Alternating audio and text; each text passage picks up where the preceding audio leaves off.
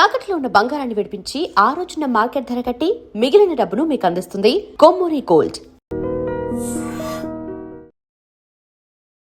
నమస్కారం, welcome to IT media.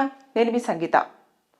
ఒక minor బాలిక అబార్షన్ విషయంలో సుప్రీంకోర్టు ఒక కీలకమైన తీర్పును వెలువరించడం జరిగింది.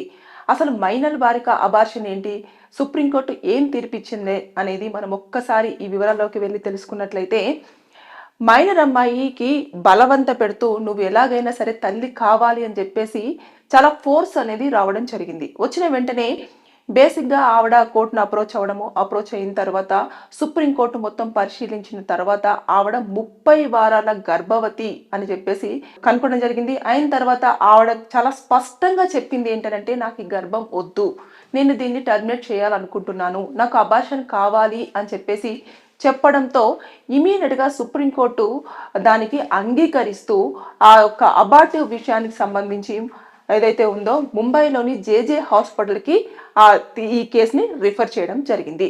అయితే ఎందుకని చెప్పింది అనేది మనం ఒకసారి కనుక చూసినట్లయితే, ఆ అమ్మాయి మైనర్, ముఖ్యంగా మహిళలు కానివ్వండి, అందులోనూ మేజర్గా ఎవరైతే మైనర్స్ ఉంటారో వారిని బలవంత పెడుతూ నువ్వు ఖచ్చితంగా తల్లివి కావాలి, నువ్వు ప్రెగ్నెన్సీని కంటిన్యూ చేయాలి అని చెప్పేసి ఫోర్స్ చేయడానికి ఎవరికి రైట్స్ లేవు అని చెప్పేసి చాలా క్లుప్తంగా ఈ యొక్క కేసులో చెప్పడం జరిగింది. ఇకపోతే ఎప్పుడైతే అమ్మాయిలు మైనర్స్ ఉన్నారో వారి విషయంలో జాగ్రత్తలు అనేవి పాటించాలి అని చెప్పేసి చెప్పడం జరిగింది. ఇకపోతే ఏదైతే అబార్షన్ చేయాలి అన్న దానిపైన ఇది ఆర్టికల్ 21 ప్రకారంగా ఎవరి బాడీ మీద వారికి స్వేచ్ఛ ఉంటుంది, వారు గౌరవంగా బ్రతికే హక్కు ఉంటుంది, దాంతోపాటు వారికి చాలా ఫ్రీడమ్ అనేది ఉంటుంది. కాబట్టి ఆ మైనర్ అమ్మాయి ఇక్కడ ఒక బాధితురాలుగా గుర్తించడం జరిగింది. ఎవరైతే నేరం చేశారో, ఇది యాక్చువల్గా చూసుకున్నట్లయితే అమ్మాయి 18 సంవత్సరాల లోపు ఉంది కాబట్టి ఇక్కడ పోక్సో యాక్ట్ అనేది అప్లికేబుల్ అవుతుంది. అయినప్పటికీ సరే ఇక్కడ ఆవిడ నేను దీనిని మోయలేను, నాకు ఖచ్చితంగా అబార్షన్ కావాలి అని చెప్పేసి ఇంట్రెస్ట్ చూపిస్తుంది కాబట్టి తన ఇష్టానుసారంగానే ఇక్కడ అబార్షన్ చేయడానికి అన్ని రకాలుగా కోర్టు కూడా సమ్మతిస్తుంది అని చెప్పేసి సుప్రీంకోర్టు చాలా స్పష్టంగా అక్కడ చెప్పడం జరిగింది. ఇకపోతే ఈ అమ్మాయి మైనర్ కాబట్టి ఆ 30 వారాలు అంటే 30 వారాల గర్భం అనంటేను దాదాపుగా 7 నెలల పైన అన్నట్టు. అయితే ఇది ఆవిడ యొక్క ఆరోగ్యానికి కానివ్వండి, ఆవిడ యొక్క హెల్త్కి కానివ్వండి, ఆవిడ ప్రాణానికి కానివ్వండి ఎలాంటి హాని లేకుండా చూసుకుంటూ ఒక మెడికల్ ఎక్స్పర్ట్స్ ఎవరైతే ఉంటుందో దాని మధ్యలో ఒక టీమును ఏర్పాటు చేసిన తర్వాత ఆవిడ యొక్క పూర్తి చెకప్స్, బాడీ చెకప్స్ అన్ని జరిగిన తర్వాత ఎంతవరకు సపోర్ట్ చేస్తుంది, ఎంతవరకు సపోర్ట్ చేయట్లేదు బాడీ అనేది చూసుకున్న తర్వాత అబార్ట్ అనేది చెయ్యాలి అని చెప్పేసి అన్నారు అని అందులో చెప్పడం జరిగింది. ఇకపోతే ఏదైతే మెడికల్ టర్మినేట్ యాక్ట్ ప్రకారంగా చూసుకున్నట్లయితే ఇక్కడ ఆవిడకు ప్రాణాపాయ స్థితి ఎంతవరకు ఉంది, ఆవిడ ఆరోగ్యంగా ఉంటుందా లేదా, ఈ అబార్షన్ చేయడం వల్ల ఎలాంటి కాంప్లికేషన్స్ వస్తాయి, ఇవన్నీ కూడా ముందుగానే పరిశీలించాలి అని చెప్పేసి అక్కడ తెలిపింది.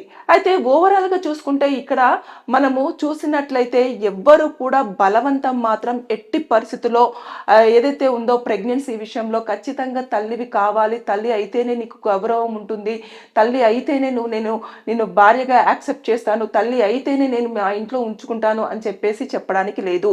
పూర్తిగా ఆవిడ బాడీ పైన ఆవిడకి, లేడీకి, ఎవరైతే మహిళలు ఉంటారో వారికి మాత్రమే రైట్స్ ఉంటాయి. ఆ యొక్క గర్భం అనేది ఆవిడ యొక్క ప్రైవసీకి సంబంధించింది అని చెప్పేసి ఆల్రెడీ ఇప్పుడు సుప్రీంకోర్టు చాలా క్లియర్గా మెన్షన్ చేయడంతో ఇక్కడ మనం ప్రధానంగా చూసుకున్నట్లయితే మేజర్స్ ఎవరైతే ఉంటారో వారి దాంట్లో ముఖ్యంగా 20 వారాల వరకు గర్భం వచ్చిందనుకో, అది నార్మల్గా మనం వెళ్ళేసి అన్ని చూపించిన తర్వాత అబార్షన్ అనేది చేయించుకోవడానికి పర్మిషన్ ఉంటుంది. ఇక 20 వారాల పైన, 20 నుంచి 24 వారాల పైన ఉందనుకోండి, దానికి ప్రత్యేకమైన పర్మిషన్స్ అనేవి తీసుకోవాల్సి ఉంటుంది. ఇక్కడ చూసేసుకుంటే ఏముంది, 30 వారాల పైన కాబట్టి ఈ యొక్క ప్రెగ్నెన్సీ విషయము సుప్రీంకోర్టు వరకు రావడం జరిగింది. దాంట్లో పరిశీలించిన తర్వాత ఇక తను దానికి సమ్మతించడం లేదు, తనకు కరెక్ట్గా బాడీ కూడా సపోర్ట్ చేయదు, ఆవిడ మానసిక పరిస్థితి కూడా ట్రోమాలోకి వెళ్ళే ఛాన్సెస్ కూడా ఉంటాయి, ఆవిడ తనే సర్వైవ్ చేసుకోలేని సిచ్యువేషన్లో ఉన్నప్పుడు ఇక్కడ ఇంకా ప్రెగ్నెంట్ అయిపోయి ఒక బేబీయో బాబో వచ్చిన తర్వాత చాలా వరకు కాంప్లికేషన్స్ వచ్చే ఛాన్సెస్ ఉంటాయి. మెంటల్గా కూడా చాలా వరకు డిస్టర్బ్ అయిపోయి ట్రోమాకి వెళ్ళే ఛాన్సెస్ కూడా ఉంటాయి. కాబట్టి దాన్ని కూడా పరిగణలోకి తీసుకొని ఇలాంటి యొక్క తీర్పును వెలువర్చడం అనేది జరిగింది. ఏదేమైనా సరే కానీ మైనర్ విషయంలో సుప్రీంకోర్టు ఇచ్చిన తీర్పు మాత్రం నిజంగానే చాలా హర్షణీయం అనుకోవచ్చు. దాంతోపాటు ఇది చాలా కేసులలో కూడా వర్తించే అవకాశాలు ఉన్నాయి.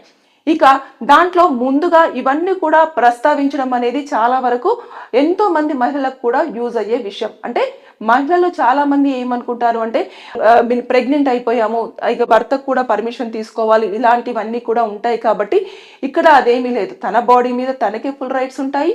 ఆ ఒక్క ప్రెగ్నెన్సీ విషయంలో కూడా తన మైండ్కి ఏదనిపిస్తే అది, అంటే తను అది కంటిన్యూ చెయ్యాలి అనుకుంటే చేసే రైట్స్ తనకుంటాయి, వద్దు అనుకుంటే పర్మిషన్స్ తీసుకొని దానిని తీసుకునే హక్కు కూడా ఉంది అని చెప్పేసి ఈ కేసులో ఆ సుప్రీంకోర్టు చాలా స్పష్టంగా చెప్తూనే రావడం జరిగింది.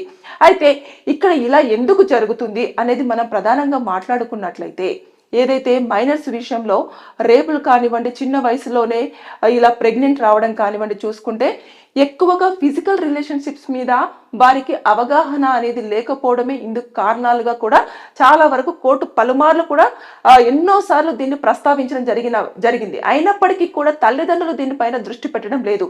ఎప్పుడైనా చూస్తూ ఉండండి, ఏదైనా కిస్ సీన్ కానివ్వండి, లేదంటే ఒక అబ్బాయి అమ్మాయి హగ్ చేసుకున్న సీన్స్ కానివ్వండి రావడంతో వెంటనే టీవీ ఆఫ్ చేయడమో, లేదంటే పక్కకు పంపించేయడమో, లేదంటే అది తప్పు అని కళ్ళు మూయడమో ఇలాంటివి చేస్తుంటారు. అలా కాకుండా పిల్లలకు దానిపైన ఎడ్యుకేట్ చేయాలి. అంటే ఇది ఈ మంచి టచ్, ఇది బ్యాడ్ టచ్, ఇలా ఉంటే ఇబ్బంది అవుతుంది, దీనివల్ల మనకు జీవితంలో ఇలాంటి ప్రాబ్లమ్స్ ఉంటాయి అనే అవగాహన లేకపోవడం వల్లనే మైనర్స్ ఇలాంటి వాటికి అట్రాక్ట్ అవ్వడం జరుగుతుంది.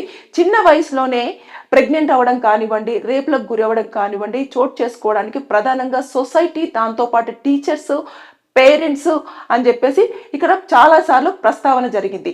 ఏదేమైనా సరే కానీ ఈ మైనర్ విషయంలో మనం చూసినట్లయితే బేసిక్గా ఈ కేసులో ప్రధానంగా అబార్ట్ క్వశ్చన్ రావడం జరిగింది. కాబట్టి మొత్తం పరిశీలించింది 30 వారాలు అంటే 7 నెలల గర్భం. ఈ లెక్కను చూసేసుకుంటే ఎంత ప్రమాదం, పెద్దవారే చాలా రిస్క్ తీసుకోవాల్సి ఉంటుంది. కానీ ఇక్కడ ఈ అమ్మాయి 18 సంవత్సరాల లోపే ఉంది కాబట్టి ఎంతవరకు బాడీ సపోర్ట్ చేస్తుంది, ఎంతవరకు దాన్ని తట్టుకోగలదు, ఎంతవరకు ఎలా ఉంటుంది అనేది కూడా దానికి ప్రత్యేకంగా ఒక మెడికల్ బృందాన్ని ఏర్పాటు చేసి అన్ని చెక్ చేసిన తర్వాతనే అబార్షన్ విషయంలో ముందుకు వెళ్ళాలి. అది అబార్షన్ చేయడం అనేది ఆవిడ యొక్క వ్యక్తిగత విషయం కాబట్టి దానికి కోర్టు మాత్రం సమ్మతిస్తుంది, కోర్టు యాక్సెప్టబుల్ అని చెప్పేసి తీర్పును ఇచ్చింది. కానీ ఇక్కడ మాత్రం ప్రత్యేకమైన చర్యలు తీసుకోవాలి. ప్రత్యేకంగా ఏర్పాటు చేసిన తర్వాతనే బాడీ మొత్తం ఫుల్ చెక్ చేసిన తర్వాతనే ఆవిడకు ఎంత ఇమ్యూనిటీ పవర్ ఉంది, ఎంతవరకు తట్టుకోగలదు, ఒకవేళ అబార్ట్ చేసిన తర్వాత ఆవిడ యొక్క ప్రాణం ఎలా ఉంటుంది, ప్రాణాపాయ స్థితిలోకి వెళ్ళే ఛాన్సెస్ ఉందా, లేదంటే ట్రోమాలోకి వెళ్ళే ఛాన్సెస్ ఉందా అనేది కూడా గుర్తించాలని చెప్పేసి చాలా స్పష్టంగా చెప్పడం జరిగింది. సో దీన్ని బట్టేసి ఇది మాత్రం ఈ కేసు చాలా వరకు ఎంతో మందికి ఒక్కొక్క ప్రశ్నగా మిగిలినప్పటికీ కూడా సుప్రీంకోర్టు మాత్రం దాన్ని చాలా చిన్నగా చాలా ఈజీగా తీర్పునిచ్చింది. కానీ ఇక మీదట ఆ అమ్మాయి ఎప్పుడైతే హాస్పిటల్లో జాయిన్ అయ్యి అబార్షన్ దాకా వెళ్తుందో అప్పుడు మాత్రం ఎలా ఉండబోతుంది అనేది మాత్రం పలువురి మనసుల్లో మెదులుతున్న ప్రశ్నగానే మనం చెప్పుకోవచ్చు.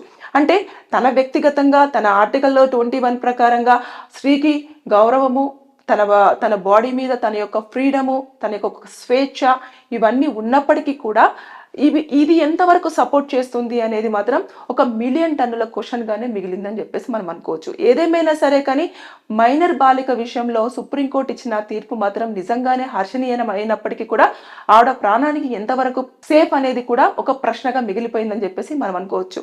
ఏదేమైనా సరే కానీ పిల్లల విషయంలో మాత్రం తల్లిదండ్రులు చాలా జాగ్రత్తలు తీసుకోవాలి. ఏది తప్పు, ఏది కరెక్టు, ఏది ఏంటి అనేది కూడా మనము పూర్తి స్థాయిలో ఎక్స్ప్లెయిన్ చేస్తే మైనర్స్ గర్భం దాల్చకుండా, కేసులు ఇక్కడ వరకు వెళ్లకుండా, వారు ట్రోమాలోకి వెళ్లకుండా, వారి యొక్క మానసిక పరిస్థితి, అదేవిధంగా వారు చదువుకునే ఏజ్లో చదువుకోవడం ఇలాంటి పైన దృష్టి పెట్టడానికి అన్ని ఛాన్సెస్ ఉంటాయని చెప్పేసి నేను ఈ వీడియోలో తెలియజేయడం జరుగుతుంది. Thank you.